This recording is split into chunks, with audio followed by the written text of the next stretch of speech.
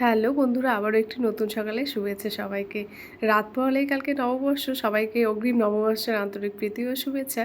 তো কাল রাত্রিতে আমি, আমার বোন, আমরা সবাই এক ঘরে ঘুমিয়েছিলাম। বোন বাচ্চাদেরকে নিয়ে খাটে ঘুমিয়েছিল আর আমরা নিচে বিছানা করে নিচে ঘুমিয়েছিলাম। তো কালকে তো কোনো কাজ করা হয়নি সেরকম। আজকে সকাল সকাল উঠে পড়েছি, অনেক কাজ এলোমেলো হয়ে গেছে। তো আমাদের বাড়িতে ইলেকট্রিক ছাড়া 5 মিনিটও তুমি দেখতে পাবে না, পুরো বাড়িটাই অন্ধকার। এখন দেখে কি মনে ভাবছো সন্ধেবেলা, কিন্তু না, এখন বাজে সকাল 6:30।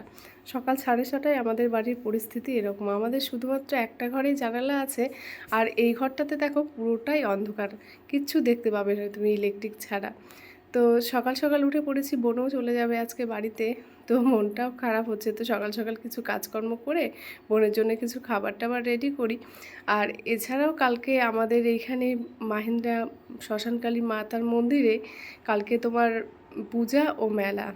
তো একদিনের জন্যই হয় এটা। তো সবার আসার অনেক আমন্ত্রণ রইল, সবাই এসো ঘুরতে আমাদের মাহিন্দ্রা মায়ের পুজো মেলা দেখতে, খুব ভালো লাগবে। প্রতি বছরের ন্যায় এবছরও বৈশাখ মাসের প্রথম মঙ্গলবারই অনুষ্ঠিত হচ্ছে। তো চলো, টাটা।